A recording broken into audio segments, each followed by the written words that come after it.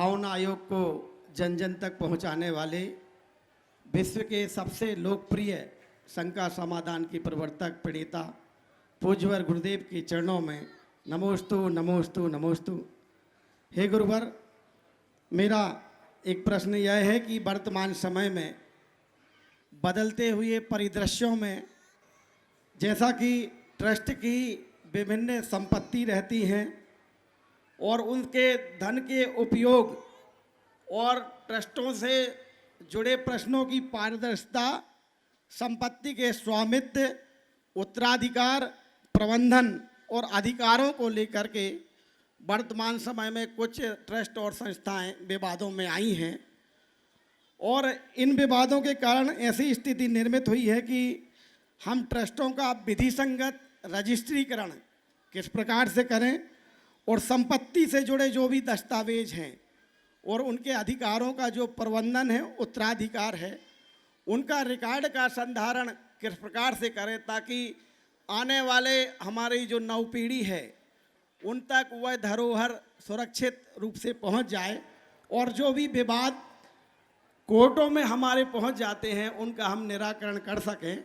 उनका संधारण और रजिस्ट्रीकरण किस प्रकार से हो, मार्गदर्शन आपने बहुत ही सामयिक सवाल उठाया। मैंने अनेक बार इस मंच के माध्यम से लोगों तक संदेश पहुंचाया। इस दिशा में हमें 4 स्तर पर काम करना चाहिए। सबसे पहले जितने भी हमारे पुराने ट्रस्ट हैं और ट्रस्ट की परिसंपत्तियां हैं उनको हमें डिजिटलाइज करना चाहिए। हम उन्हें डिजिटलाइज कराएं और दूसरे चरण में उनके दस्तावेजों को किसी के घर में रखने की जगह ट्रस्टों के कार्यालय के लॉकर में रखा जाए। मैंने बहुत जगह देखा कि मंदिरों की संपत्तियों के कोई कागजात नहीं हैं। पुरखों के पास रही, जो भी पदाधिकारी रहे उनके घर में रही, उनके दिवंगत हो जाने के बाद उनकी संतानों ने उसे संभाला नहीं संभाला और चीज़ें हमारे हाथ से चली गई।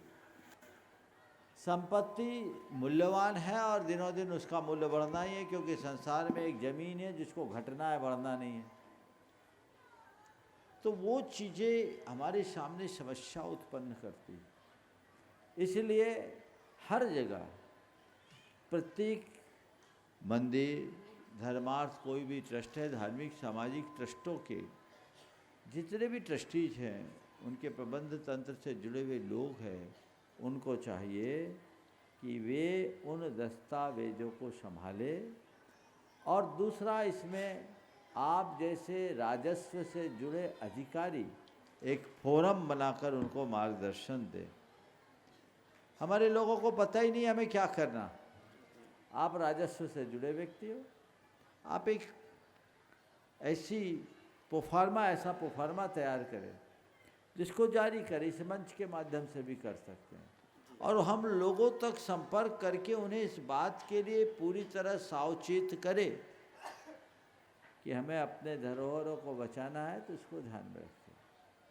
तीसरी बात, हमारे जितने भी ट्रस्ट हैं उन ट्रस्ट की जो प्रक्रिया है वो वैधानिक तरीके से पूरी हो। बहुत सारे ऐसे ट्रस्ट हैं जो ट्रस्ट तो है पर सालों साल बीत जाते, उनकी बैठकें भी नहीं होती, ढंग से ऑडिट भी नहीं होता। अगर उसमें कोई पेचीदगी आ जाए तो बहुत मुश्किल होती है, उसको ध्यान रखें। चौथी बात, जो भी ट्रस्ट डीड बनाए वो भारतीय ट्रस्ट अधिनियम और मध्य प्रदेश से जुड़ा प्रश्न है तो मध्य प्रदेश लोक न्यास अधिनियम के प्रावधानों के अनुरूप बनाए। लीगल एडवाइस हमें लेना चाहिए, एक लीगल सेल होनी चाहिए। उनके प्रावधानों के अनुरूप जब हम चीज़ों को जोड़ेंगे तो कहीं कोई चुनौती नहीं होगी। और इस ट्रस्ट डीड को बनाने में हमारे समाज के जितने प्रबुद्ध अधिवक्तागण हैं और ख़ासकर उन अधिवक्ताओं से संपर्क किया जाए जो ट्रस्टों का काम देखते और संभालते हैं, उसके एक एक प्रावधान अच्छे से बनाए जाए ताकि किसी भी प्रकार की चुनौती आए ही नहीं, और उसका उत्तराधिकार भी व्यवस्थित किया जाए। इसमें एक बात और जोड़ूंगा, किसी भी ट्रस्ट में वंशानुगत रूप से उत्तराधिकार न सौंपा जाए, क्योंकि आने वाली पीढ़ी का अब भरोसा नहीं रहा। वंशानुगत क्रम में पता नहीं तीसरी चौथी पीढ़ी जैनी रहेगी कि नहीं। पहले तो एक परिवार में अनेक संतानें होती थी तो चल जाते थे, एक ही और दो है, ठिकाना ही नहीं है। उन सब बातों को ध्यान में रखे, प्रावधान ऐसे बनाए ताकि पूना जैसे प्रकरण हमारे समाज में दूसरे ना हो, हमने संभाल कर रखे। इसके लिए हमें पूरी समाज को प्रशिक्षित और जागरूक बनाने की जरूरत है। जितने ट्रस्टों में वंशानुगत व्यवस्था है, मैं उन सब को कहना चाहता हूं कि अगर तुम चाहते हो कि तुम्हारे आने वाली पीढ़ियां नरक जाने से बचे, मेरे शब्दों को ध्यान से सुनना, अगर तुम चाहते हो कि हमारे आने वाली पीढ़ियां नरक जाने से बचे, तो आज ही अपने ट्रस्ट डीड में संशोधन की प्रक्रिया शुरू कर लो, क्योंकि तुम तो छोड़ के जाओगे, उनमें से कोई ऐसा भी अभागा कर्म फूटा नालायक निकल सकता है जो उसका बंटाधार कर दे, उसको बेचकर उसका उपभोग करके वो नरक नारकी दुखों का पात्र बनेगा। ऐसा मत करना, संशोधन करना चाहिए, मोह मत करो।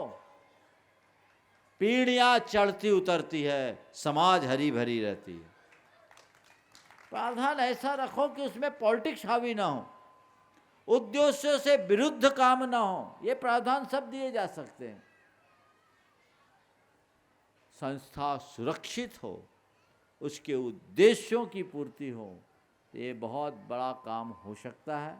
हमारा काम मार्गदर्शन देने का है, मानना न मानना आपके ऊपर है, लेकिन ये बात मैं सभी से कहता हूँ, गंभीरता से पहल करो। आने वाले दिनों में क्या होगा कह नहीं सकते। मैंने कई ट्रस्टों की प्रॉपर्टियों को ट्रस्टियों के द्वारा बेचते देखा है। ये तो भला हो पूना वासियों का कि पूरे देश भर में कैंपेन करके एक संकट से समाज को बचा लिया, लेकिन ऐसे कई प्रॉपर्टियां बिक गई, खा गए,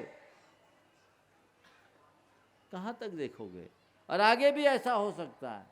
खुर्द बुर्द ना हो, ये व्यवस्थाएं अगर बना ली जाए तो मैं समझता हूँ बहुत अच्छा होगा। मोहित भाई, पहला काम जो तुम लोगों को बोला है, एक फोरम बनाओ, तुम जैसे जितने भी राजस्व से जुड़े अधिकारी हैं मिलकर एक ऐसा पोर्टल तैयार किया जाए। तो टेक्नोलॉजी का दौर है, एक पोर्टल डेवलप करें, उस पोर्टल पर सारे इन्फॉर्मेशंस डाले जाए, और अगर किसी को कोई ज़रूरत है तो उस पोर्टल के माध्यम से सारी सूचनाएं भी प्राप्त कर सकते।